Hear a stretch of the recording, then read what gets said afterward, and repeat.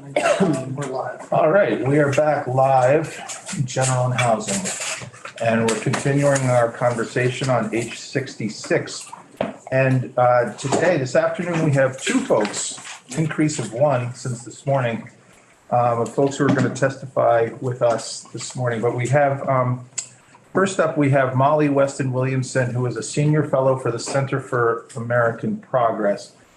And Molly, as your first time in committee, most of us are here. We're just going to introduce ourselves, and then I'll have a comment, and we'll get going here. So I'm Representative Tom Stevens. I live in Waterbury. I'm Kathleen James, and I live in Manchester. Joe Parsons, Newbury. Emily Krasnow, I live in South Burlington. Dennis Labonte, I live in Lindenville. Hello, I'm Elizabeth Burrows, and I live in West Windsor, and I represent Heartland, West Windsor, and Windsor. And I'm Larry Labor. I represent Essex Orleans District 1. And I'm Robin Chestnut Tangerman, representing Rutland Bennington District. So there will not be a quiz on that for you. But so Molly, we are here. Oh, and I'm sorry, and we have one more on screen with you. Ashley Bartley, Fairfax in Georgia. There we go. And again, a couple of folks are missing. There, a couple of folks will walk in and you won't know who they are. But so we're working on H66. And one of the things that has come up over the years is a conversation over when we create a new program like a paid leave insurance program. There is a question, among the many questions, there is one of fraud or abuse. And I think it's a fair question, and it's something that we've dealt with in our UI and workers' comp programs. But I asked you to come in to just sort of give as someone who's in touch with what's going on around the country and generally speaking far away from Vermont, the idea of what you've seen in states that have, because again, we have states that are just starting the program, that have been building their program for several years, that have had a program for anywhere between 25 and 70 years in very few cases.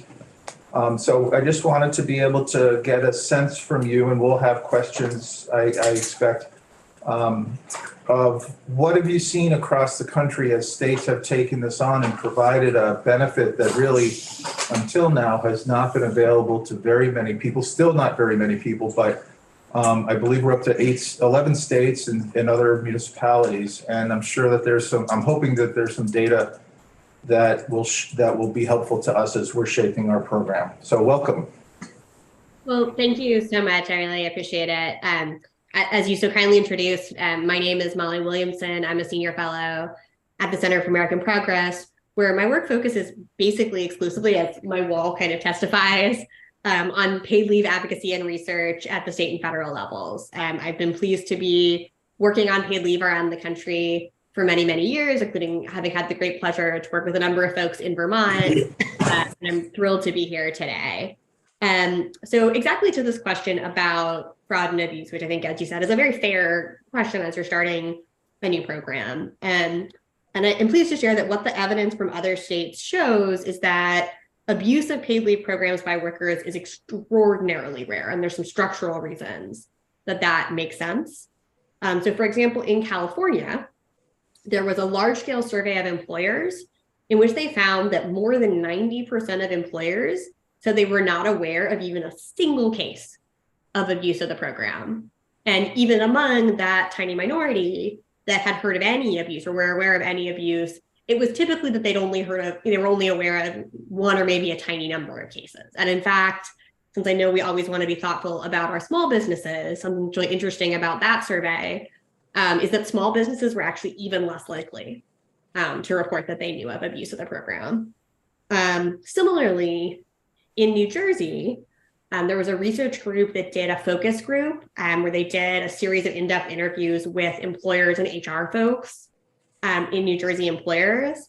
And in those interviews, the folks they talked to didn't report a single instance of abuse. And in fact, there were a number of HR managers in that focus group who reported they didn't think it was really possible to game the system. One of them actually said, this always sticks with me as a quote, "I don't know how anyone can abuse it." And here's why. So the structure of these programs is really set up in a way that makes it difficult and sets up these good checks in place to make sure that only the folks who really should be getting the benefits are. That includes both establishing the claimant's eligible work history and providing detailed documentation to support a claim. And the bill before you today builds from the successful approaches in other states. So it gets the benefit of, it's a new program in Vermont, but it's not a new program everywhere. So Vermont doesn't need to start from scratch. There's also the opportunity, what states have done is they've also learned from the documentation requirements under the Federal Family and Medical Leave Act. So that's another place where we've got now, as of last week, we've got a 30-year track record of figuring out how do we document this? How do we really verify what's happening here? So I want to talk through a little bit about what that process looks like.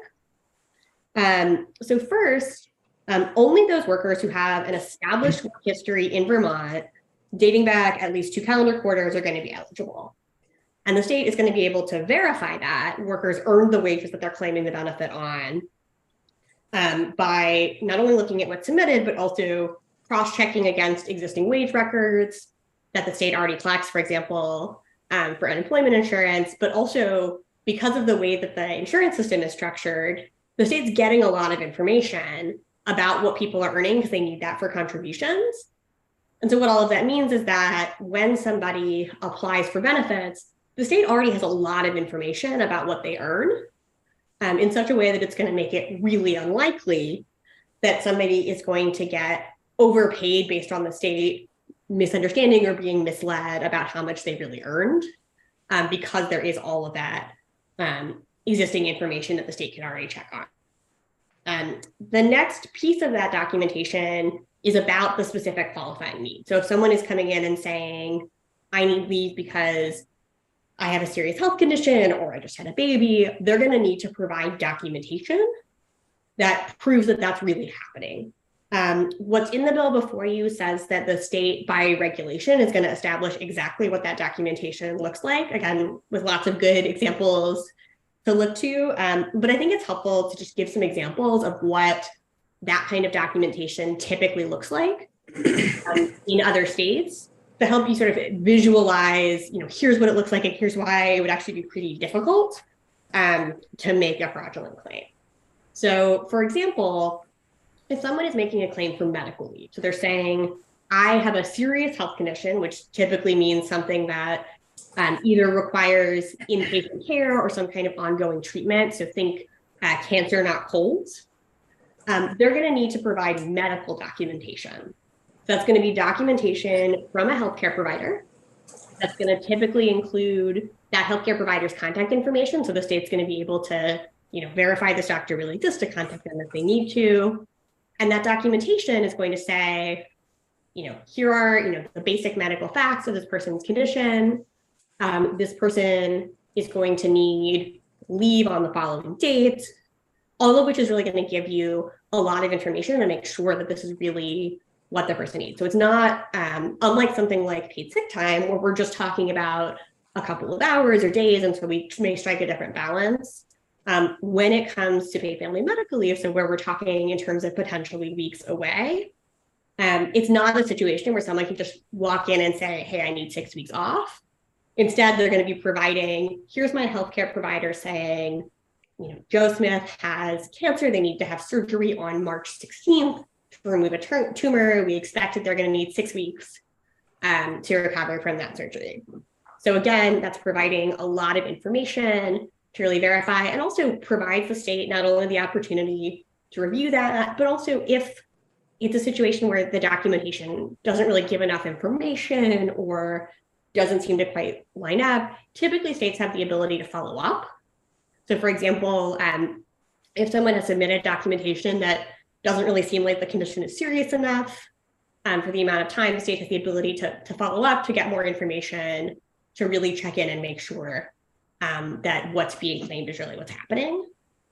Similarly, if someone needs to take a caregiving leave, so you're caring for somebody else who's seriously ill or injured, again, you're going to need to provide that same kind of medical documentation, which is also going to typically include not just, there is this person and they have this condition, and this other person is needed to care for them on the following dates. Again, giving a lot of verifiable information. And when it comes to the caregiving piece, which I think is a place where folks are sometimes a little more concerned about some of the fraud or abuse pieces, just practically, a thing that's always stuck with me is if you're going to submit information about somebody else's health from their health provider, that person is going to need to give formal legal permission for their health provider to share that information with you, right? That's a HIPAA issue, that's a confidentiality issue. And in practice, I don't know about you, but I'm not giving that to just anybody, right? I'm only going to give permission for my healthcare provider to share that information if it's somebody that I'm truly quite close to and who really is needed to provide that care for me. So again, I think that's less formal, but I do think just practically, it's not, something that just everyone can claim for everybody. You're going to need that additional check. And the last big bucket is parental leave. This has always struck me as the one that's hardest to fake because you need a fake baby. And I'm a mom of 2 young kids, and I can't imagine having a fake baby in addition to the real ones. So when you're submitting a claim for parental leave, you typically need to provide either some kind of a legal document establishing that you have a new child. So for example, a birth certificate, which again is something that the state has records of, the state can check. Or healthcare provider documentation, which has the same kind of protections that we just talked about. So for example, if the state's taking a while to get you the birth certificate, you might submit, here is a documentation from my doctor establishing that they were with me when I delivered my child on such and such a date. Again, good external verifiable information. If you're dealing with an adoption or a foster care situation, you're going to be looking for documentation from the foster care agency, documentation from the attorney or the agency that's handling the adoption. You might have court documents. So again, for all of this, you've got externally validated documents that the state can follow up on, that you can check on what's happening, that you need to support that claim. So all of these are reasons why, just practically, to submit a fake claim requires a whole lot of information that's going to give the state a lot of opportunities to review that information and to figure out, this doesn't really seem like it adds up, or this doesn't really seem like it's there. But some number of people, just human nature, some tiny number of people is still going to submit a fraudulent claim. If that happens, the law builds in strong penalties. So in the bill before you today, someone who commits fraud in the program or tries to, so someone who deliberately misleads, not like a good faith error, but really is trying to abuse the program, can be barred from future benefits for 1 to 3 years. So that's a pretty significant disincentive to making an incorrect claim. In addition to, of course, we hope that, and I think in the majority of cases, what you'd see is the state will review this, figure out it's a fraudulent claim and deny it. But getting into, the tiny fraction of the tiny fraction, if somebody does successfully make a fraudulent claim, they get paid for a claim they shouldn't have been paid for, in addition to those penalties of being barred from future benefits, the legislation explicitly builds in that, as I think is common sense, you have to pay back the money you weren't supposed to have gotten, all of which adds up to these disincentives, these penalties for fraudulent applications. So just overall, the legislation before you gives the state the tools it needs to make sure that it's verifying and proving that only folks who truly need and qualify for the benefit are getting it, all of which can be verified using existing records. And as the experience of other states has shown, these tools make fraud by workers extraordinarily rare. And there's good tools in place to identify it, to reject it, and to penalize any fraudulent claims that are made. I'll also say, I think, to the chair's excellent point early on, as we know, a lot of states have had experience with fraud in the unemployment or workers' comp context. That's also information and learning that the state can bring to this process. So it's not as if the state is starting from scratch because they can just learn from other states, but also Vermont can say, oh, we know we've had this problem in this other context, we can use what we've learned there to help build this system in a smart way to protect against any potential abuse. Thank you so much for the chance to speak today, and I'm happy to answer any questions. Representative Parsons. Thank you, Chair. Thank you for coming in, committee. Just have a question around, I always hear anecdotal stories about people using programs incorrectly and all of that. I'm just, with the leave for a child, I just think of scenarios where you're using the program, but you're not really using it for what it's intended, and it's not fraud, and it's not illegal, but it's not what it's intended for. I'm thinking of a child, and 3 months later, mom's back to work, kids has care during the day, but you realize at the end of the year that I don't have to pay for childcare if I just take within the it's month number 9. I don't have to pay for childcare for 3 months if I use this program as the father. Is that fraud in your eyes, or is that not knowing that they're doing it just because I'm going to save on childcare? I'm just saying I'm going to take month 9 through 12 off because we have a newborn in the house. So this is a scenario in which the person who's taking leave actually is caring for the child in that circumstance. Is that right? Well, I don't believe it says. Be the second spouse, right? Or The caregiver parent. So Yeah. So if you're in a scenario in which, someone has the option or has an opportunity to put someone in childcare, but instead decides because it's the right choice for them and their family, but they're going to take that time, they are going to care for their child in that time, I would see that as the program doing exactly what it's supposed to do. If you are taking the time so that you can care for and bond with your child, I think, what the research has shown is that the benefits of parental leave, a big part of it is the direct care for the child, but also, one of the reasons it's structured in the way it is, so the way that, for example, the FMLA allows you that 12-month period to choose, is that we know that it's about the care, but it's also about the bonding, it's about the building the relationship. And I think that can happen at a number of stages. So I think if someone is taking the leave within the parameters of the law and is using that time to care for and bond with their child, even if there might be another child care arrangement available, I think that's a feature and not a bug. I just think of it as, it's hard to nail down somebody's intent, but it's just a scenario where, we say there's no misuse of programs, but in certain areas you just can't catch it because all I have to do is say that it's the bond of my child and not to save $4,000 and now I'm not abusing the program. I'm just throwing that out there, hypothetical. I didn't know if you'd think of the person's intent would play into whether it's a fraudulent claim or not. That's all. Thanks.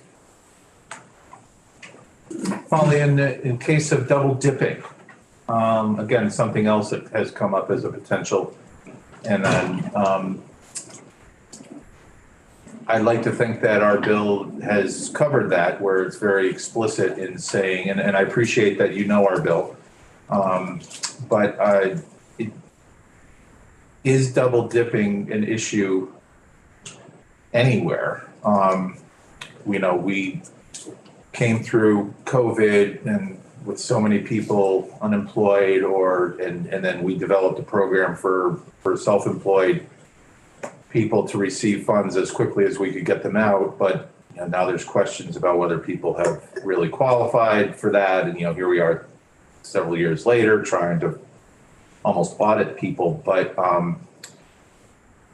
that's a concern for folks, is that, the what ifs include, what if I can get on this program and then do I get to take unemployment at the same time if my job gets canceled? And my understanding from the way this bill is written is that the answer is no.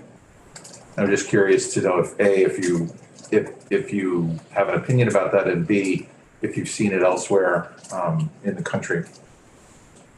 Yeah, so I think, and I apologize, the bills do start to run together in my head, so I'll speak to how things typically work. So what most states have been able to do is to build in exactly those kind of safeguards. So to build into the legislation that either you are not eligible, you can't take both, for example, paid leave and workers' compensation or paid leave and unemployment insurance, you just write it into the law. Or if you want people to be able to combine benefits, so for example, to top off a workers' compensation benefit, again, you can write that into the statute. But typically this is something that legislators have thought about, they've built in, and they've created systems that mean that people aren't getting more than they're supposed to. For unemployment in particular, I think something else that's worth thinking about is there are certainly situations where people could have these kind of needs and no longer have a job, but typically you're actually just practically not going to be eligible for both at the same time. So to be eligible for unemployment, you need to be able and available to work. So if, for example, you're seriously ill and therefore qualify for medical leave, you're probably not able to work. Or if you have a brand new child that you need to care for, you're probably not going to meet that availability requirement because you need to be providing that care. Again, you can work out all the details of exactly the balance that Vermont wants to strike. But I think, that is something that lots of folks have thought about, but I think have been able to come up with thoughtful solutions that make sure that the state is allocating folks to the right program for the system rather than folks, ending up in an unlikely, but worth thinking about situation where people are getting more than the state intended them to get. Representative Chestnut Tangerman. Thank you. So this is not about fraud or abuse, but based on your experience with these programs nationally, and looking for your perspective on programs that exist but people are underinsured and they can't actually afford to use the benefit because it's not enough to live on. That, and also, and these are somewhat separate questions, an eligibility threshold. If you earn $10,000, does it even make sense? Is the paperwork just going to be ridiculous for the benefit received? And wonder what your perspective on that is.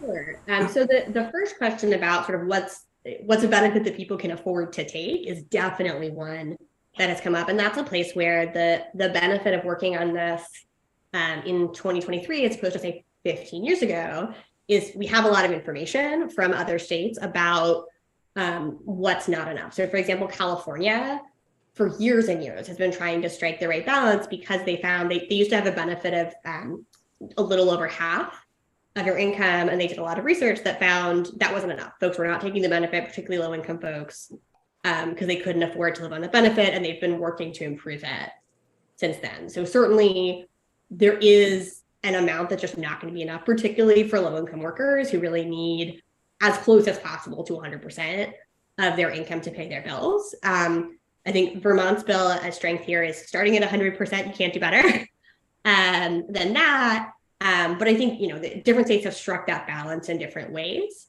So there definitely is a point at which it's not going to be enough. I think there's room to figure out exactly where that kicks in. I think, we know that 100% is enough.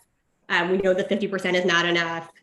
Figuring out where we are in the middle, different states have figured that out differently. But I think the way to think about it is, especially in a program like this where workers are contributing to the program, they're paying for it, figuring out what's a benefit that everyone can afford to take, which is important for all workers. Middle income and higher income workers may still not be able to take the benefit if it's too low relative to their income and their expenses. But I think with a particular eye towards, we know that low-income folks are the most vulnerable. We know that low-income folks are the most likely to be living paycheck to paycheck and not have other resources. So it's a good question to be asking. I think Vermont is starting from an excellent place in figuring that out. But I think it's a challenge to think about, because if you create a program that doesn't provide a benefit that's valuable enough, the situation you're going to end up in is one in which workers are paying for a program they can't afford to take, and particularly a program in which lower income folks are paying for a program only higher income folks can afford to take. And I don't think anybody wants to do that. And I think there's good ways to avoid that.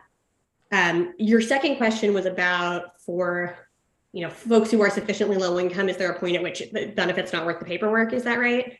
Yes.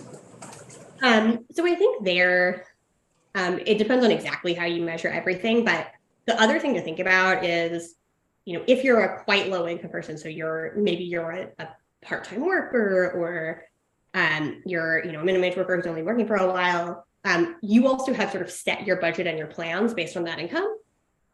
And so as long as you're getting up to something that's pretty close to your whole income, probably that's going to end up being worthwhile for you. Some of that's also going to go to time.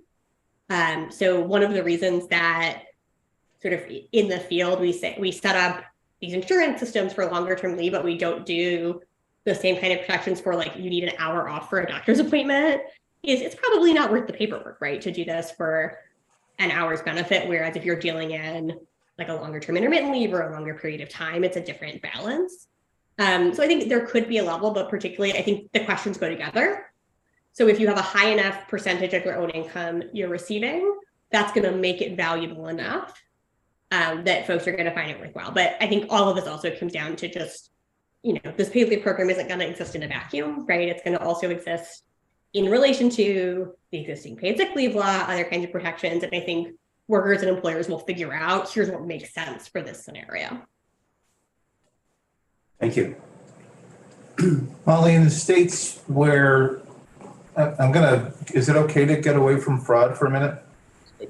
You're in charge of this meeting, so whatever's okay with you is okay with me. I just don't want to assume that you're prepared to talk about the world under the sun, but it sounds like this is your job. And so, so in a case like, one of the issues that we're not getting an easy answer to, because we don't really have a resource that I think is facile enough for us, is the understanding of what private insurance costs, or how that cost is accumulated. So we have currently, our joint fiscal office's estimate is at 0.55% to provide of a personal income tax to pay for the benefits that are listed in the program. Our executive branch is in the process of negotiating a private plan. We don't have any idea of what it costs. Do you have any data that shows, like, I know that the only thing I know about private plans is that Connecticut has some kind of hybrid, or some kind of where there's a private third-party administrator or what have you. Do you have data that compares the cost of any states that have third-party administrators or are working with simply a public system? Sure. So I think I didn't mention my work because I'm on the board of directors of the Connecticut program, so I actually know that program especially well. So as you said, what Connecticut has done uniquely, so no other state has taken this approach. Would it be safe to say that all the programs are unique? I mean, fair enough. Yeah. But the special way in which Connecticut is unique is that typically what states have done is you set up an insurance fund, the state runs the fund, the state processes claims. Most states include some kind of a private plan option. So employers can go through a process to get permission to provide the benefits through commercial insurance or self-insurance, but typically that's a small minority. Connecticut has that option still, but what's distinctive in Connecticut is instead of hiring a bunch of state employees and building up the claims processing apparatus in-house, Connecticut has entered into a contract with Aflac for Aflac to do that claims processing. So the state does have a whole set of employees who oversee the program, who do the outreach, who do the regulations. There's still a big state component, but the rubber meets the road, day-to-day claims processing, that's handled by Aflac. Everyone is still figuring out exactly what those numbers look like, but to give you a ballpark, typically Connecticut pays Aflac just under $2 million a month to do that claims processing. On top of that, the state is spending an additional million and a half, sometimes it gets higher, on the state's own in-house costs. So the costs of regulation, oversight, appeals, the cost of outreach, like all the other stuff. So it's not as if that AFLAC check is covering everything. There's actually still quite a lot that the state is covering. And that's a lot of money. I think some of it depends on, what you're hearing from your state about what it would cost to build things in-house. That's currently being paid for out of, it's a 0.5% contribution. So it's a little bit less than what Vermont is talking about, but it's also a program that's less generous. So like the wage replacement rate is lower. There's some other ways in which it's less generous than what Vermont's talking about. The big thing I'll say about that is Connecticut's program is still quite new. So Connecticut started paying benefits January 1st of 2022. So we have a little over a year of information. I think it's something everyone is still watching very closely.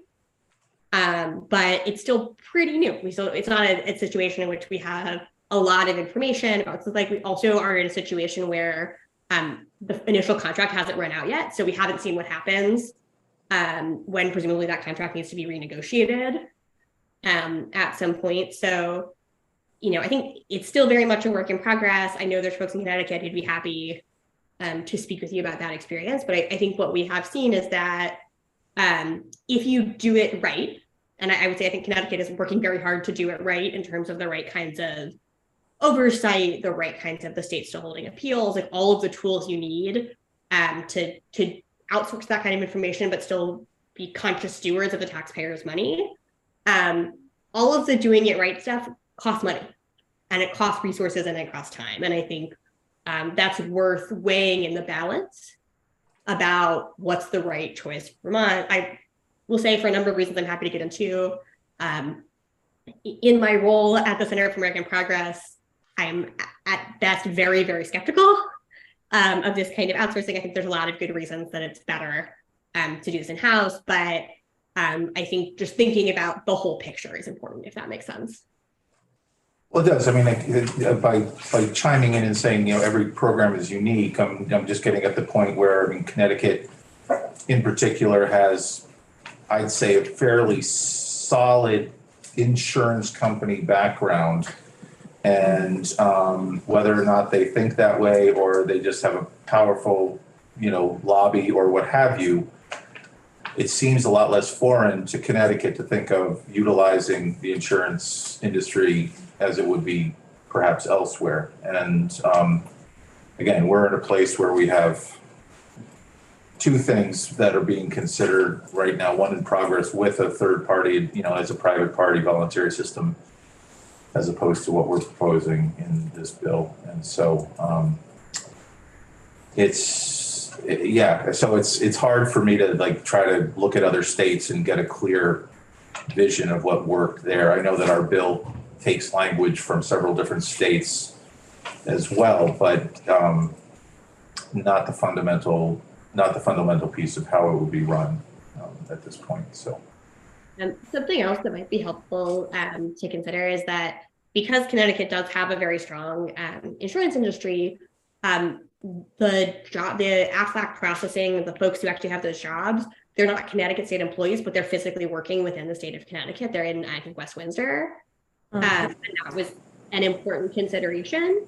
And I think something that Vermont will have to consider is, if Vermont did decide to go this path, which I would advise you not to for a million reasons I'm happy to get into, would you be able to keep the jobs in the state, which Connecticut was able to do, but I don't know whether other states would be able to do that. And I think when we're talking about ultimately taxpayer money, that's an important consideration about not only is this taxpayer money that's being handed over to an outside for-profit entity, but is it taxpayer money that's being handed over to an outside for-profit entity to create jobs not in this state?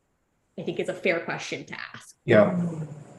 And then we have questions about if you need to call, where's your customer service center, if that matters.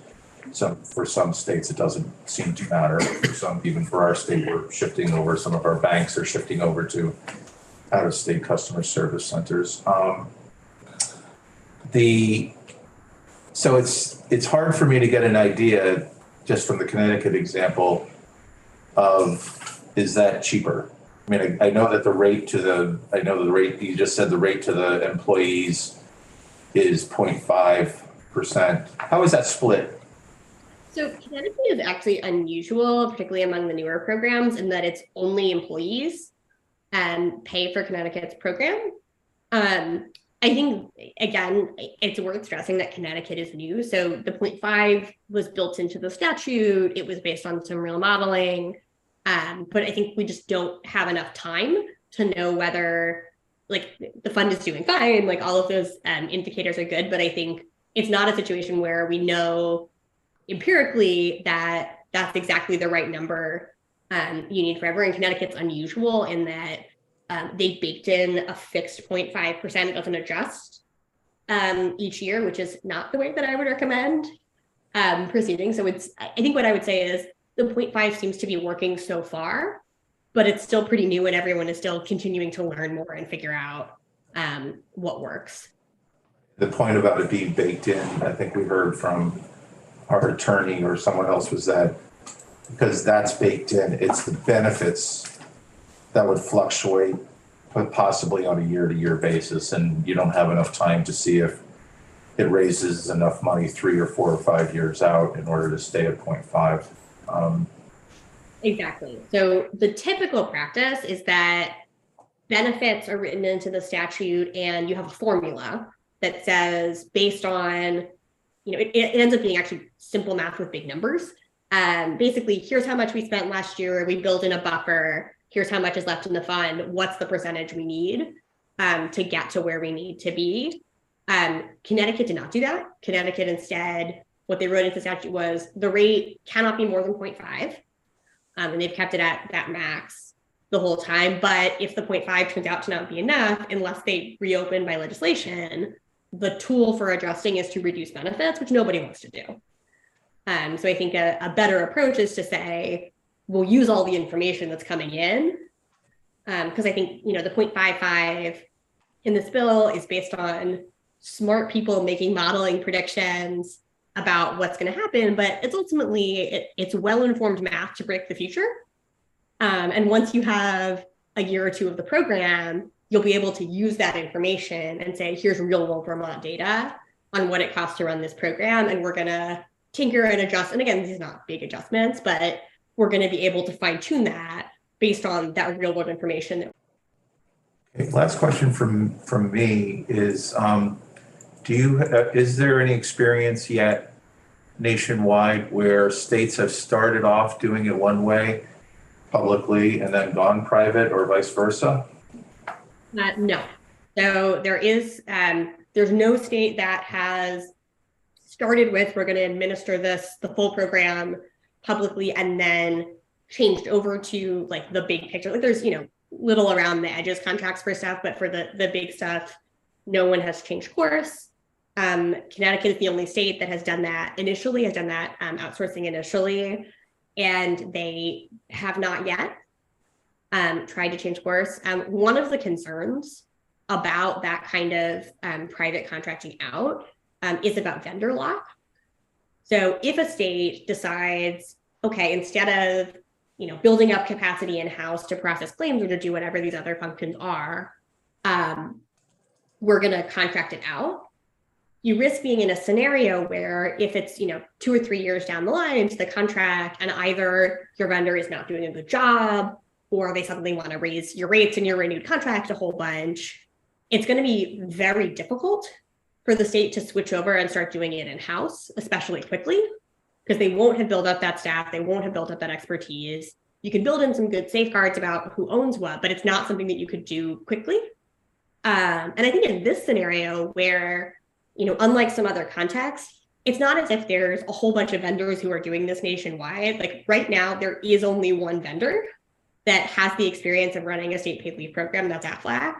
So even to switch from Aflac to picking a name out of the air, to MetLife or the Hartford or whoever, they aren't going to be able to off the shelf start doing this tomorrow. And as an advocate, that makes me really nervous because it means that you're in a position where your vendor has a lot of leverage over you, either to not necessarily deliver in the way you need them to or to raise your rates. I think that's something that lots of states have experienced in other contexts about vendor luck and the risks there. And I think that's something that continues to be a concern. We haven't seen that yet in Connecticut, but again, it hasn't been very long and they haven't had to renew the contract yet. And I think that's worth taking into account, that sort of once you go down that path, it's going to be very hard, especially on short notice, to change course.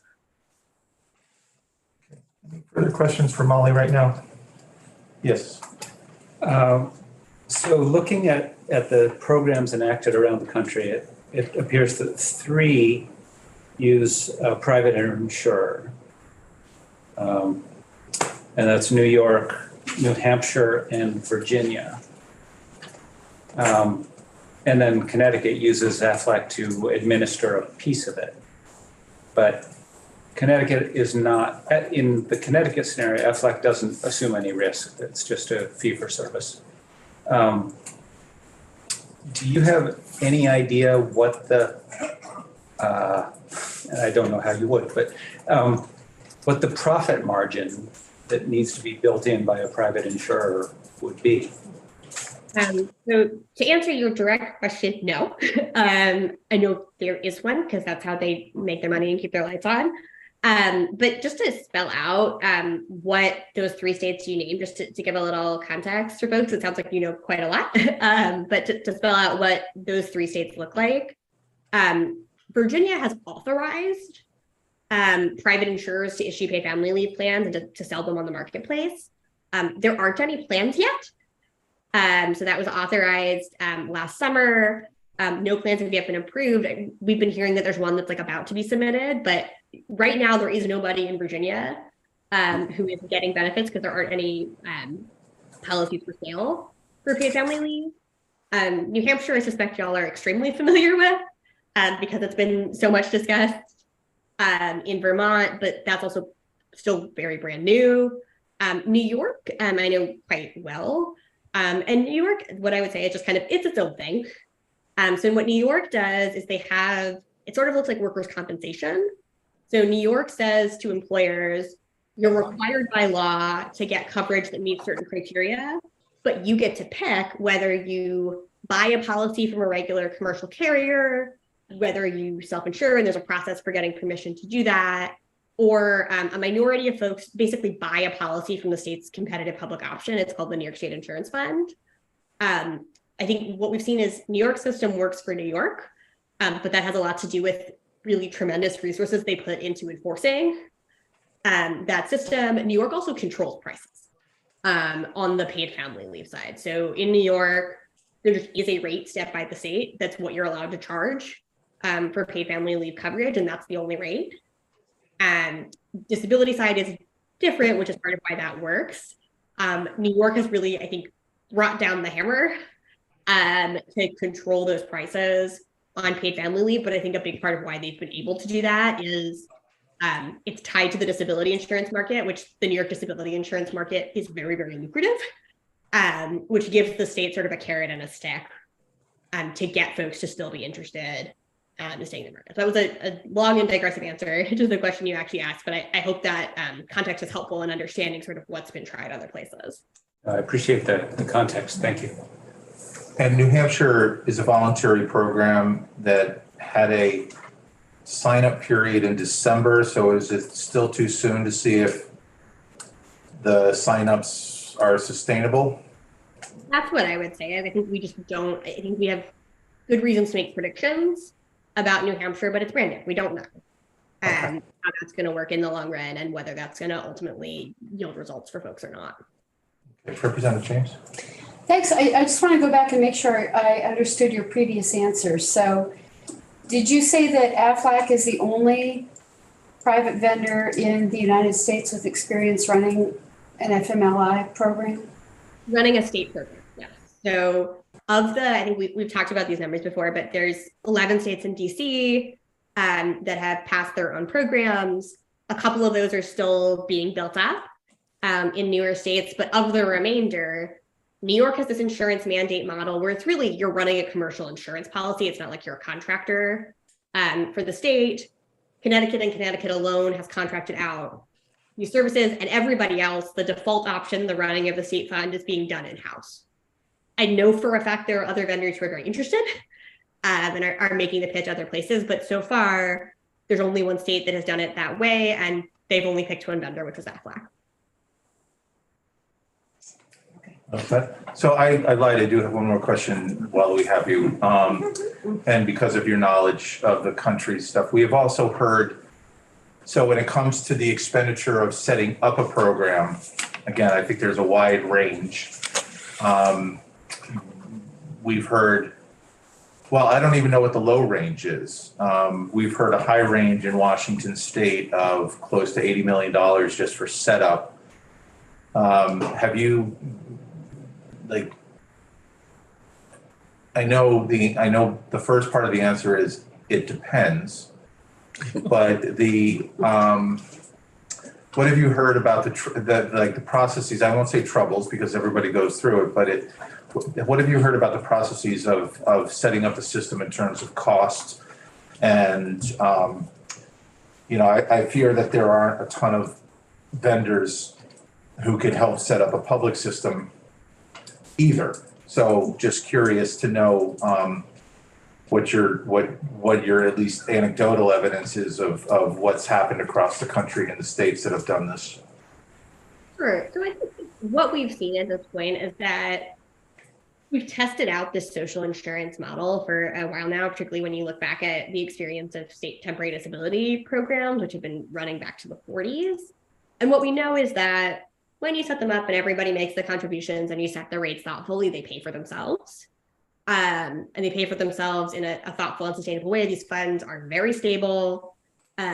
We have very rare instances where there's been any kind of solvency issue, and we have a lot of information about how to set the rates appropriately to make them pay for themselves. But we have this sort of short-term, it's really a cash flow issue rather than a cost issue of, if you have a fund that needs to collect money and let that money build up, you need to spend some money to collect the money before you have any money in, and it takes some time to build that up. Typically, states have handled that cash flow problem with some combination of issuing bonds and or borrowing from the state general fund and paying it back. And at least what we've seen from the states that have set up programs recently is that paying back that money really hasn't been an issue. You bake it into your initial rate, you can pay that back over whatever the appropriate period of time is. And again, I think it's a way to think of it as, you bake into the cost of a program over its lifetime, what that's going to look like. You have some costs up front and you just build that in so you can sort of do it smoothly and thoughtfully. Something else to think about is we sometimes talk about startup costs sort of all together, but they actually sort of happen over a period of time. So for example, if you're talking about a big part, so one, overwhelmingly, what costs money in programs is the benefits you're paying to workers. And when you're not paying benefits to workers yet, you aren't spending that money. So the amount of money you're spending before you're actually paying any money out to workers is teeny tiny in proportion. But a lot of the costs also go along with that. So for example, the bulk of program staffing is typically in claims processing. So it's the people who actually review claims and some of the ancillary stuff like appeals. You don't need to hire those folks until pretty close to the time you're going to start paying out claims, which means you're not spending that money. Then there's things like IT costs, which tend to be sort of lumpy. There's a chunk at the beginning, but once you've paid for it, that's an investment you're going to keep getting benefit from over time. Also, now that we have a greater number of states that have started programs in this century, I know that some of them are interested in maybe you could reuse some of the software. There could be opportunities there, which I know folks typically don't recommend looking to the software in, say, Rhode Island or New Jersey. But these newer states that have built newer programs, there could be opportunities there. So I think what I would say in general is it's good to be smart and thoughtful. It's good to really plan for this, but I think there's strong opportunities to really price those costs in to what the rate setting looks like. I assume that the modeling in this bill does that already. And then to just basically smooth the cash flow, to figure out we'll issue bonds or we'll borrow from the general fund, and to not be concerned about being able to pay that back because these funds are so solid and so stable and already built taking that into account, if that's an answer to your question. Sure. All right. Well, I appreciate your time with us today. It's really helpful to hear what you had to share with us. And we are going to continue with some testimony in a little bit, but if we have some follow-up questions, we will make sure to contact you again. If this bill gets voted out of this committee, it goes to 2 other committees before it hits the floor. So I'm sure the other committees will want to hear from you as well. So thank you for your time today. Thank you. And please do reach out if there's anything I can do to help. Great. Thanks. Thank you. Molly. Thank you. All right, committee, we're going to take a true 8 minutes off and we'll be back at 10 after.